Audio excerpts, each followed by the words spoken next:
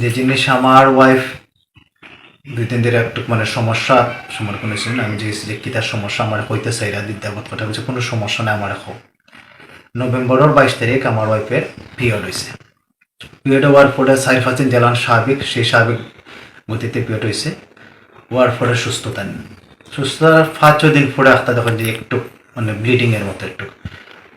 আচ্ছা ঠিক আছে, তো এটা মানে ব্লিডিং হইলেও এটা মরা রক্ত মতো স্নান যখন শাওয়ারে যায় বা গোসল না তখন ওয়াশ করা যায় তখন এই জিনিসটা দেখছে।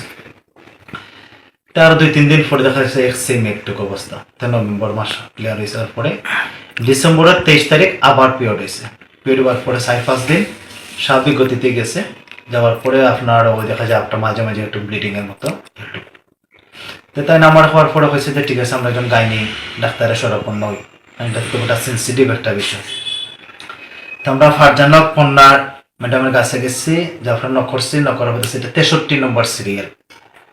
তো 63 নম্বর সিরিয়াল দেখার পরে আমি বলছি যে তোরা তো প্রচুর লেটই যাবে, তো ওই একটু স্বাভাবিক হরা যায়নি আছে। তো কইরা যে ঠিক আছে তুমি যদি দেখাইতে চাও তে পরের দিন আমারে দেখাও। তো তান যে অ্যাসিস্ট্যান্ট আসুন টিকিট কাটছি আমি 1 নম্বর সিরিয়াল মাম্পি রানীতে। আমার কোয়েশ্চেন মোবাইল নাম্বার কোনটা আমি হয়েছে 01712329712 আমার মোবাইল হয়েছে। তুমি 4:30টার সময় আইবা। তো আমরা 4:30টার সময় ম্যাডামের চেম্বারে গেছি। ম্যাডামের চেম্বারে যাওয়ার পরে আমরা ম্যাডামরে তার চেম্বারে প্রবেশ করছি। করার পরে ম্যাডাম বড় কথা কইছেন জিজ্ঞেসেন ম্যাডামে যে কী সমস্যা হয়েছে। যে ম্যাডাম আমার ওয়াইফের 22 তারিখ আপনার এই পিরিয়ড হয়েছে, হওয়ার পরে প্রস্তুত হওয়ার পরে আবার ডিসেম্বরের 23 তারিখ স্বাভাবিক মানে কোনো সমস্যা না হয়েছে, এখন এই একটু মাঝে মাঝে একটু ব্লিডিংয়ের মতো। তো ম্যাডাম বলছেন ঠিক আছে একটা আল্ট্রাসাউন্ড করো। তো আমরা ম্যাডামে যেখানে করেন আপনার হেলথ এরিয়া আমরা আল্ট্রাসাউন্ড করাইছি। আল্ট্রাসাউন্ডের পরে 1 ঘন্টা পরে আমরা রিপোর্ট দেওয়া হয়েছে। এই যে আমরা আল্ট্রাসাউন্ড করাইছি করানো আপনার এই যে আপনার হেলথ এইড আমরা করাইছি এলো আল্ট্রাসাউন্ডর হলো রিপোর্ট। তো রিপোর্ট দেখানোর পর আমরা রিপোর্ট হওয়ার পর আবার একটু ম্যাডামের কাছে গেছি।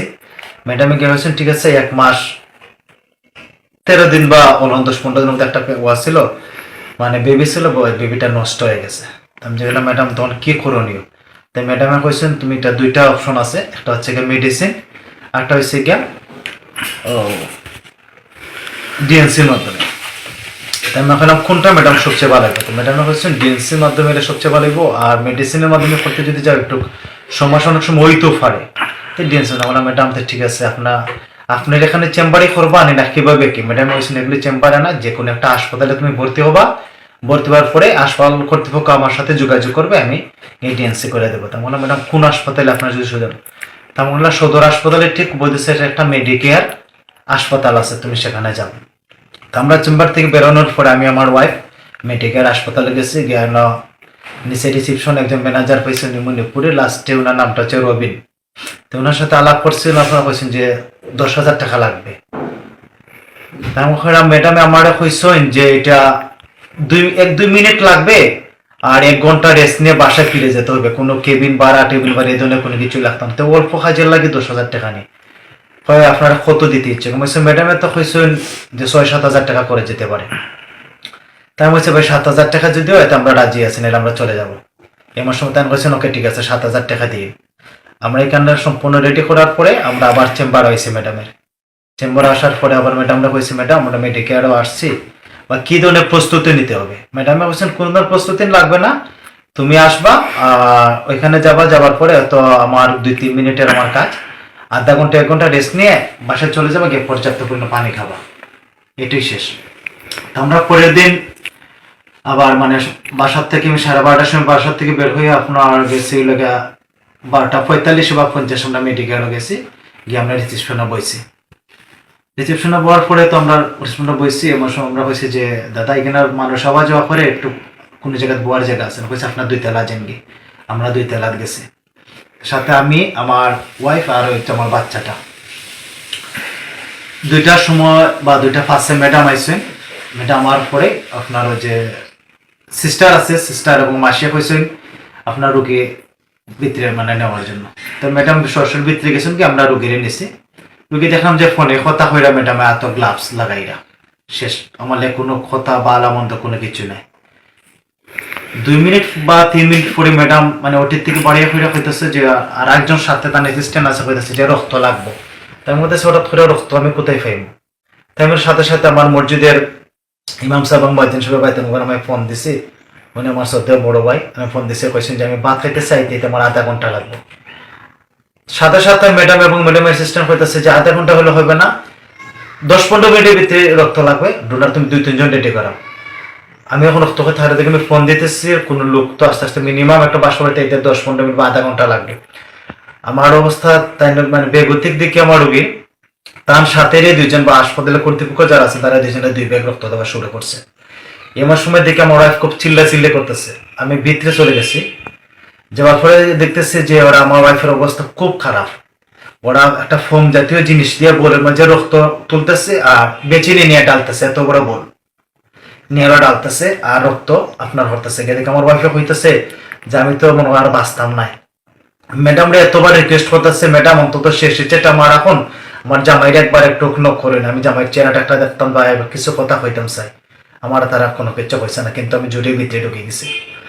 যাওয়ার পরে এমন সময় দেখি ম্যাডাম আমি করলাম যে অবস্থা আমি কি করা যায়। আমি ম্যাডাম বলছি ম্যাডাম আমাকে সিলেট লুয়ে মানে যেতাম কি সেরাম আমরা ঘরে যে সিলেট লুয়ে যাওয়া যেত না, জায়গা গাড়ি তোমার মা মেরতে হইব। তো এমন একটা করণীয় এখন কি সেভ করতে গেলে হলো যে ইউটিউবে সেটে ফেলানি লাগবো। আমি কইলাম ম্যাডাম আপনি আমার কইলা 2 মিনিটের কাজ আর আপনি কইলা যে 1 ঘন্টা 2 ঘন্টা রেস্ট লইতাম কি জায়গাতে তো বড় বড় পড়াশোনা তো বুঝলাম না ম্যাডাম। আমি এমন পরিবেশ পরিস্থিতি শিকার না আমি বাদ দিয়ে তারা আমার কাছে ঠিক আছে আপনার প্রথমে একটা কাগজের দস্তখত নিছে। এর 10 মিনিট পরে আরো ভয়াবহ অবস্থা দেখলাম যে আপনার ব্লাড এখন নিচ পর্যন্ত ফ্লোরের নিচ পর্যন্ত মানে বরের। আবার আমার একটা দস্তখত নিচে নেওয়ার পরে তারা আমি আর কিচ্ছু কইতাম পারি না, ভিতরে তারা আসছে 2 ঘন্টা 17 মিনিট পরে মনে ওরা বাড়ি আসছে। বাড়ি যাওয়ার পরে কইরা যে তোমার ও বেবি ওর প্রেগনেন্সি আছে আপনার আর এটা আপনারা কোন জায়গায় ট্রাই করছেন। আমি কইলাম ম্যাডাম আমরা ট্রাই করতাম মানে আমরা তো আপনার কাছে সরপন্ন হয়েছি। এরপরে কইলাম ম্যাডাম এটা 4 মাসের বেবি আছিল। আমি কইলাম ম্যাডাম এটা 4 মাসের বেবি কখন নেই, ডিসেম্বরের 23 কি আপনার হলো জানুয়ারির আজকে 8 তারিখ। এটাতে কোনো সাথে উত্তর না দিয়ে ম্যাডাম চলে গেছেন। এবং আমার কইলাম ম্যাডাম আপনি কি আসবেন নি? কইছেন যে হ্যাঁ আমরা আইমো রাত কেন। কিন্তু দুঃখের বিষয় হলো ম্যাডাম আমি যে 3 দিন ক্লিনিকে আসলাম আমার সাথে কোনো যোগাযোগ বা আপনার একটু কোনো খোঁজখবর ম্যাডামে নিয়েছেন না। তারপরে আমার যারা আত্মীয় স্বজন আছেন ক্লিনিকের সবাই আওয়াজ যাওয়া খড়টা করার পরে ইন্টারনেট ডাক্তার ঢুকছেন, ঢুকার পরে হইলে আমার আব্বারে যে এত লোক কেনে। তা আমার আব্বাই কইছেন এত লোক তো আমরা আনাইছি না রে বাবা, তোমরাই এত লোক আনাইছো। ডাক্তার সাহেব বলতেছেন কি আমরা আনাইছি? যে কইলা যে ম্যাডাম এই 2 মিনিটের কাজ 1 ঘন্টা স্টেজে এই জায়গাতে আইছে আমার 3 দিন ধরে আমার মেয়েটা জন্ম মৃত্যুর ফাঞ্জার লোকে লড়ের। মৃত্যুর সাথে যে পাঞ্জাটা লড়ে এটা খার বুলের কারণে। ঠিক আছে আমার মেয়েটা সুস্থ পরে আমরা কি হয় না হয় আমরা সবাই একটু জানাইব। এ কথার পরেই ম্যাডাম সম্ভবত তারা এটা আমি চিন্তা করতেই হইলাম তারা নিচে গেছে বা তাই জানাইছেন ম্যানেজারকে। 10 মিনিট পরে ফারজানা ম্যাডাম আইছেন। আবার পরে আমার মানে রোগীর পেশেন্ট আইছেন না তাই নিস্তালাত আইছেন বা না ভর্তি করার লাগে আইছেন আমি তাও জানি না। হাসপাতালের কর্তৃপক্ষ মানে কইছে যে আমার লগে দেখা করার লাগে আইছে, আমার লগে দেখা করতে। কিন্তু আমি হাসপাতাল আসলাম না, আমি একটু বাসাতে আসলাম। এই পর্যন্তই শেষ। তারপর আমরা 4 দিন থাকার পরে আমরা তো শেষ, আমরা ছুটি দেওয়া হয়েছে। কইছে যে আমরা 24 দিন পরে খেতাটা খুলে হইতো আর ব্লাড যাওয়ার লাগে আলাদা একটা আছে এটা খুলিয়ে দিয়েছেন। আর 7 দিন পরে আমরা সিলাই খাটানোর কথা হয়েছে যে আমার ফেটে সম্পূর্ণ সিলাই টিলাই সব কিছু রয়েছে। ওখানে আমরা যখন বিল দেওয়া গেছে তখন আমি ম্যানেজার সাহেবকে কইছি যে স্যার আপনার লগে আমার কথা আছে 7,000 টাকা, এই জায়গায় 51,000 টাকা আপনারা বিল, আমি কই থেকে দেব? তাই কইছেন 51,000 টাকা এবং ক্লিনিক থেকে আমার কোনো ধরনের কোনো সমস্যা নাই। তারা কইছেন তো 51,000 টাকা তো আমি করছি না, তোমার ম্যাডামে এই পরিবেশ পরিস্থিতি করুন বা এটা ওই যে কোনো একটা দুর্ঘটনা হোক ভাই আমি জানি না, আমরা একটা ক্লিনিক চালাই। ম্যাডামে যদি টোটালি তোমার মাফ করে দিলেন মকুফ করে দিলেন এটা হলো ম্যাডামের বিষয়। আপনি আমার কাছে সম্পূর্ণ টাকা বিল পরিশোধ করার পরে আপনি ম্যাডামের দ্বারা যাই, ম্যাডামের কাছ থেকে আপনার টাকা নেন বা ম্যাডামে যদি কইন যে আমরা ঠিক আছে আমরা এটা ডিসকাউন্ট হবে। ওনার যে ম্যানেজারে ফোন দেওয়াইছেন, আমি রিকোয়েস্ট করে ম্যাডামটা ফোন দিচ্ছেন। ম্যাডামে কইছেন যে আমার সার্জন আছে, আমার আছে বিল আছে ক্লিনিকের যে কত টাকা আছে তা আমি সার বিচার দর্শন তাই 10,000 টাকা। আমি ফোন দিয়েছি যে ম্যাডাম কিছু টাকা ওটা কম নিতেছে। ম্যাডাম উত্তর দিচ্ছেন যে না কোনো কম হবে না 10,000 টাকা।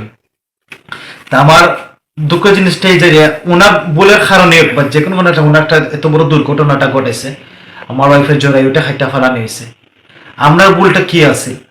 আমি আপনার মাধ্যমে সব কাছে আমি একটা সুষ্ঠু বিচার এবং সুষ্ঠু তদন্তের মাধ্যমে আমি এই মনে করেন আপনার জনগণের কাছে খরচ জুড়ে আমি অনুরোধ করে রাখাইলাম যে আমি এটা সুষ্ঠু।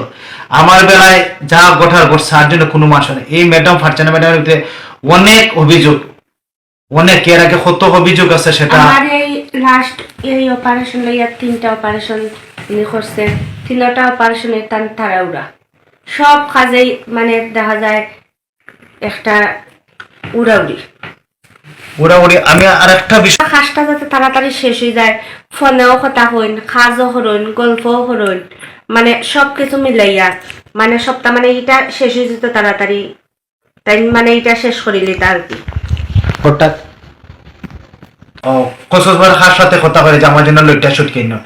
কিন্তু একটা জিনিস হই আমরা সৃষ্টিকর্তারে ডাকি, কিন্তু সরাপন্ন হই আমরা ডাক্তারের। এটা একটা সেন্সিটিভ একটা জিনিস। কিন্তু আমি জানতাম সাইরাম, আমি যখন আপনার তার সিরিয়ালে যে একটা মানুষ 8টার থেকে সদর হাসপাতালে ডিউটি শুরু করে, 8টার থেকে 2টা পর্যন্ত ওরা ডিউটি করে, 2টার থেকে আবার প্রতিটা বেসরকারি ক্লিনিক ওরা 4টা পর্যন্ত আবার সার্ভিস দেয়, 4টার থেকে রাত 12টা পর্যন্ত ওরা আপনার চেম্বার করে, 12টার থেকে এরপরে রাত 1টা-1:30টা পর্যন্ত ওরা সিজার করে। তে ওরা সুস্থ থাকবো এবং সুস্থ মানুষকে কিভাবে হইব? আমরা মতোই দুর্ঘটনা ছাড়া একটা মানুষের যেখানে লেখা আছে ডাক্তারি ভাষা 8 থেকে 6 থেকে 8 ঘন্টা একটা মানুষের রেস্টের প্রয়োজন, ওরা কি 6 থেকে 8 ঘন্টা রেস্টের প্রয়োজন পায়? এবং একটা সিজার করতে গেলে বা একটা জিনিস করতে গেলে যে এই সমস্ত সমস্যা হইব তাই টোটালি আমরা কোনো কিছু জানাইছে না। জাস্ট একটা কথা কইছেন যে 2-3 মিনিট সময় লাগবো আর আধা ঘন্টা 1 ঘন্টা রেস্ট লিয়ে চলে যাবা। তাই যখন আমার ওয়াইফকে নিয়ে ঢুকাইছেন তখন আমরা সাথে কোনো ধরনের কোনো আলাপ আলোচনা হয়েছে না। তাই আমি ওটাই আপনার কাছে সুষ্ঠু তদন্ত চাই এবং সময় জনগণের কাছে এবং আপনার কাছে যে আমার এটা আমি সুষ্ঠু বিচার চাই, যাতে আমার বেলা যাওয়া রয়েছে যাতে আর কোনো মার বুক যাতে এই জিনিসটা না হতে পারে। আমার ওঠের বয়সটা কয়েক বছর সম্পূর্ণ জীবনটাই শেষ। এটাই আমি আপনার কাছে করে জুড়ে আমি আপনার কাছে আমি চাই, আমি অবশ্যই চাই আমি আইনের প্রতীক্ষায়, আমি আইনের প্রতি সম্মান রেখে শ্রদ্ধা রেখে এবং যা যা করণীয় তাতে আমি সম্পন্ন যেতে চাই। আমি ডক্টর হিসেবে তার যে একটা সমিতি আছে ডক্টর কাছে যাইমু এবং যে সমস্ত জিনিসটা আছে আমার যদি কোনো ভুল ত্রুটি হয়ে থাকে আমি অবশ্যই যাতে আমার বলতে হইলে আমি আমার জানলাম আমার বলতাম যে এই সমস্ত কারণে যারা আছে যাতে আমি আর কোনো যাতে ভুল ত্রুটি না হয়, আমি আমার যারা আছে আমার যদি তার মাধ্যমে কোনো ভুল ত্রুটি হয়ে থাকে আমি সুষ্ঠু বিচার চাই। এই দেশে এখনো মনে হয় সব ডাক্তার বল আছে আর যেমনি আমার অত বড় একটা অপারেশন তাই করছেন, একবার তো উচিত আছে একটা বারণ লাগিল তাই নাই একবার আমার দেখতা, কিন্তু একটা বার কোনো আইসিই না দেখছেন না। যখন আমরা বিল দেওয়া যায়, যখন আমরা বলছি একটু ক্ষমানি লাগে তাই স্টেট ফরওয়ার্ড মানে যেটা বলছেন আমার 10,000 টাকাই লাগবো, তাই না তোমার একটা দুর্ঘটনা ঘটে তার উচিত আছে আমরা বিলটা এখন তো মকুফ করার, কিন্তু টোটালি তাই কোনো কিছু করছেন না। না অপারেশনের পরে যে 2 দিন 3 দিন আমি হাসপাতাল রয়েছি, মানে একবার লাগে হইলেও তাই তাই দেখতে আসলা যে এত বড় একটা অপারেশন করছি, আমি দেখি রোগীটা কেমন আছে, তাই দেখার ইচ্ছা ওর, তাই যে আমার এত বড় খামটা আমি সুস্থ মানুষকে নিয়ে এত বড় আমার খুব ইচ্ছা। আমি যদি এখন জানি তাই কোনো আমি গাড়ি রিজার্ভ করিল তার দিকে